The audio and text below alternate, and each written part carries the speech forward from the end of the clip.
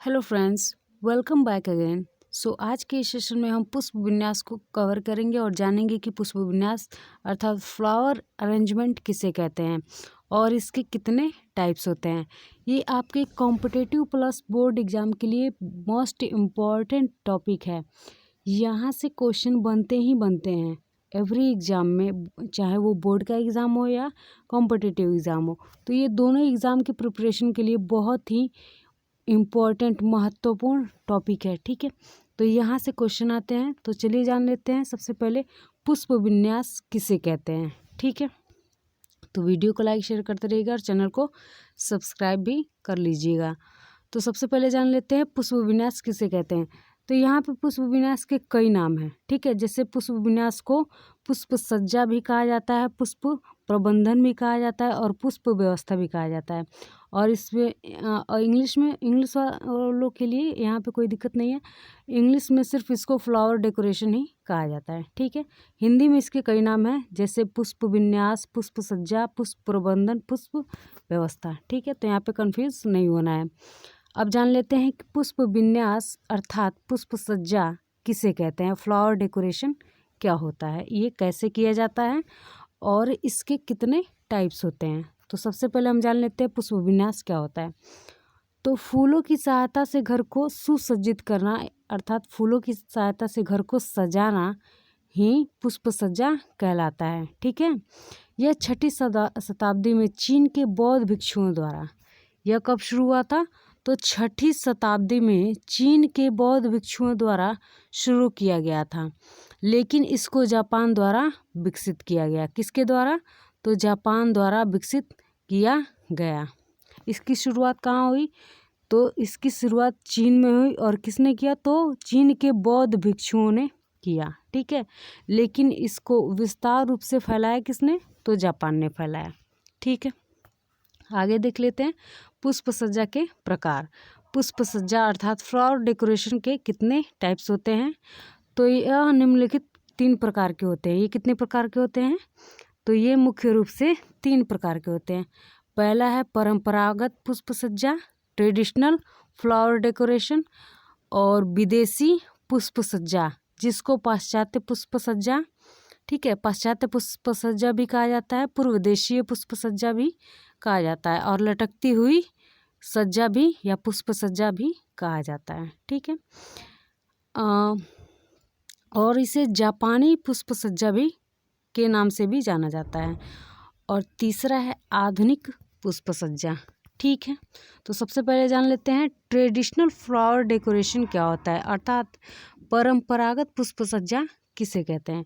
तो इसे भारतीय तथा देसी पुष्प सज्जा कहा जाता है, अर्थात जो हमारे देश में, हमारे इंडिया में जो डेकोरेशन होता है उसे परंपरागत पुष्प सज्जा कहा जाता है। ठीक है, इसे भारतीय तथा देसी पुष्प सज्जा भी कहा जाता है। इसमें पुष्प प्रधान होते हैं। ठीक है, इसमें क्या होता है, तो पुष्प प्रधान होता है, पुष्प की सहायता से घर को सजाने का कार्य किया जाता है। ठीक है, अर्थात वह सज्जा जिसमें फूलों की प्रधानता होती है उसे परंपरागत पुष्प सज्जा कहा जाता है। ठीक है, तो ये बात क्लियर हो गई होगी। अब है आधुनिक पुष्प सज्जा। आधुनिक पुष्प सज्जा, आधुनिक पुष्प सज्जा परंपरागत पुष्प सज्जा एवं विदेशी पुष्प सज्जा को मिलाकर किया जाता है। ठीक है, जो भी आजकल डेकोरेशन हो रहा है, आज के एरा में जो भी डेकोरेशन वर्तमान समय में जो भी डेकोरेशन हो रहा है वो कुछ परंपरागत रीतियों से लेकर और कुछ विदेशी रीतियों से लेकर किया जाता है। ठीक है, तो ये दोनों का मिश्रण करके आधुनिक पुष्प सज्जा किया जाता है। ठीक है, यहाँ पे बात क्लियर हो गई होगी। अब देख लेते हैं विदेशी सज्जा। ठीक है, या पूर्व देशीय सज्जा या पाश्चात्य सज्जा। ठीक है, इसे जापानी सज्जा या लटकती हुई सज्जा तथा पूर्व देशीय सज्जा आदि के नाम से जाना जाता है। ठीक है, एग्जाम में कंफ्यूज करने के लिए ये सारे नाम दे सकता है, तो यहाँ पे कंफ्यूज नहीं होना है। इसे ही पाश्चात्य पुष्प सज्जा कहा जाता है, इसे ही जापानी पुष्प सज्जा कहा जाता है, इसे ही लटकती हुई पुष्प सज्जा भी कहा जाता है। इसे पूर्वदेशीय पुष्प सज्जा भी कहा जाता है। एग्जाम में पूछता है कि लटकती हुई पुष्प सज्जा किसे कहते हैं, ठीक है, ये क्वेश्चन पूछा हुआ है। तो ये सब किसके नाम है, तो ये जापानी पुष्प सज्जा या विदेशी पुष्प सज्जा के नाम है, ठीक है। इसकी भी कई शैलियाँ हैं, जैसे इकेबाना है, रिक्का है, सोका है, मोरीबाना, नाजीरे। तो सबसे पहले जान लेते हैं इकेबाना क्या होता है, ठीक है। तो इकेबाना में फ्लावर पार्ट लंबे होते हैं। इकेबाना में क्या होता है, एक मिनट, सबसे पहले हम लोग जान लेते हैं रिक्का, ठीक है। सबसे पहले जान लेते हैं इकेबाना के बारे में, हम लोग बाद में देखेंगे। सबसे पहले जान लेते हैं रिक्का। यहाँ पे नेक्स्ट आपका यही है, तो सबसे पहले इसको देख लेते हैं। तो सबसे पहले जान लेते हैं रिक्का किसे कहते हैं, ठीक है। इसमें पात्र लंबा होता है। इसमें पात्र क्या होता है, लंबा होता है। आप यहाँ पे देख सकते हैं ये रिक्का शैली से निर्मित पुष्प सज्जा है, ठीक है। यहाँ पे फूलों की सजावट कैसे की गई है, तो रिक्का शैली के द्वारा की गई है, ठीक है। इसमें जो शैली लगी है, जिस शैली का प्रयोग हुआ है वो है रिक्का। इसमें पात्र क्या होता है, लंबा होता है, साथ ही साथ फूलों की टहनियाँ भी लंबी होती हैं। इसका प्रयोग बौद्ध मंदिरों में किया जाता था, ठीक है। पहले चीन में चीन के जो भी बौद्ध भिक्षु थे वो अपने मंदिरों में इनका प्रयोग किया मतलब करते थे, ठीक है। और कल्पना यह किया जाता था कि फूलों की टहनियाँ जितनी लंबी होंगी भगवान तक बात उतनी जल्दी पहुँचेगी, ठीक है।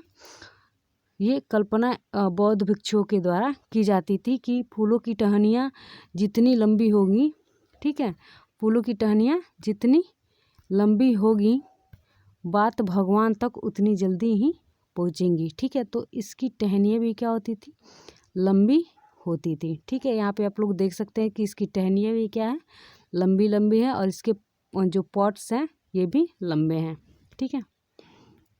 नेक्स्ट है मोरीबाना, ठीक है, मोरीबाना। हाँ, अगला है मोरीबाना। मोरीबाना में जो फ्लावर अरेंजमेंट होता है, जो फ्लावर डेकोरेशन होता है, उसमें जो पात्र लगे होते हैं वो उथले पात्र होते हैं। उथले का मतलब कुछ प्लेट नुमा, ठीक है। इसमें उथले पात्रों का प्रयोग किया जाता है और इसमें फ्लावर का डेकोरेशन किया जाता है, ठीक है। जैसे यहाँ पे आप लोग देख सकते हैं ये क्या है, ये मोरीबाना जो शैली है उसका प्रयोग करके यहाँ पे फ्लावर का डेकोरेशन किया गया है, ठीक है। नेक्स्ट है नाजीरे। इस सज्जा में भी लंबे पात्र का प्रयोग किया जाता है। ये भी कुछ रिक्का के समान पुष्प सज्जा होती है, ठीक है। अगला देख लेते हैं सोका। ये सज्जा रिक्का के बिल्कुल विपरीत होता है, ठीक है। रिक्का में क्या होता है, फ्लावर पार्ट लंबे होते हैं, तो इसमें फ्लावर पार्ट क्या होते हैं, छोटे होते हैं। इसलिए ये सोका रिक्का का बिल्कुल विपरीत होता है। इसमें फ्लावर पार्ट छोटे होते हैं। इसका प्रयोग मुख्य रूप से टेबल, टीवी आदि सजाने के लिए किया जाता है। ये इंटरव्यू में पूछा हुआ क्वेश्चन है कि टेबल, टीवी को सजाने के लिए किस शैली का प्रयोग किया जाता है, तो वो है सोका, ठीक है। इस शैली से जो भी फ्लावर अरेंजमेंट किया जाता है, ठीक है, जो भी पुष्प सज्जा की जाती है उसका प्रयोग कहाँ किया जाता है, तो टेबल और टीवी को सजाने के लिए प्रयोग किया जाता है, ठीक है। अगला देख लेते हैं इकेबाना। इकेबाना जापानी व्यवस्था में सबसे प्रचलित शैली है, ठीक है। इकेबाना जापानी पुष्प सज्जा में सबसे प्रचलित शैली है। इकेबाना का शाब्दिक अर्थ होता है जीवित फूल। इकेबाना का शाब्दिक अर्थ क्या होता है, तो जीवित फूल। ये एग्जाम में क्वेश्चन पूछा हुआ है कि इकेबाना का अर्थ क्या होता है, तो इकेबाना का अर्थ क्या होता है, जीवित फूल। इकेबाना आज संपूर्ण विश्व में काफ़ी लोकप्रिय है। इसे चौड़े आकार के फूलों या गमलों में सजाया जाता है, ठीक है, जिससे जिसको लगाना क्या होता है, यहाँ पे थोड़ा सा टाइपिंग मिस्टेक हो गया, तो इसको लगाना सुगम एवं सुविधापूर्ण होता है। ठीक है, इतना ही नहीं, इसमें प्रयुक्त किया जाने वाला फूल एक ही स्थान एवं मौसमी के होते हैं। ठीक है, एक ही मौसम के होते हैं। अगला देख लेते हैं। अब यहाँ पे कुछ रेखाएं प्रयोग की जाती हैं जिनके बारे में मुख्य रूप से एग्जाम में पूछता है। ठीक है, तो प्रत्येक जापानी पुष्प सज्जा में, ठीक है, ये सिर्फ जापानी पुष्प सज्जा में ये रेखाएं प्रयोग की जाती हैं, तो इनके बारे में थोड़ा सा जान लेते हैं। तो प्रत्येक पुष्प सज्जा में 3 लाइनों का प्रयोग किया जाता है, जिन्हें 3 एक मिनट, ये टाइपिंग मिस्टेक है, जिन्हें 3 लाइनों के माध्यम से अधिक अभिव्यक्त किया जा रहा है। ठीक है, 3 टहनियों के माध्यम से, ठीक है, जिनको क्या किया जा रहा है, 3 टहनियों के माध्यम से व्यक्त किया जा रहा है। ठीक है, तो यहाँ पे आप लोग देख सकते हैं, ये पहली टहनी है, ठीक है, एक लटकती हुई है और एक ऊपर की तरफ टहनी गई है। ठीक है, तो सबसे पहले यहाँ देख लेते हैं, ये जो होती है वो जिफर रेखा होती है, और जो भी पुष्प सज्जा किया जाता है तो जो नीचे की रेखा होती है उसको जिफर रेखा कहते हैं, और जो लंबवत सीधी रेखा जो जाती है, जो 90 अंश का कोण बनाती है, इसे शिन रेखा कहते हैं। इसको क्या कहते हैं, शिन कहते हैं। और जो रेखा लटकी हुई है इसको शो कहते हैं, और जो रेखा ऊपर की तरफ गई रहती है उसको हाई की कहते हैं। ठीक है, सॉरी, जो लटकी हुई रेखा है इसको हाई की कहते हैं, जो ऊपर की तरफ गई है इसको शो कहते हैं। ठीक है, यहाँ पे समझ लेते हैं थोड़ा सा एक बार और। देखिए, जो लंबवत रेखा गई है इसको क्या कहते हैं, तो इसको शिन कहते हैं, जो किसको दर्शाता है, तो स्वर्ग को दर्शाता है। स्वर्ग कहाँ होता है, तो ऊपर होता है।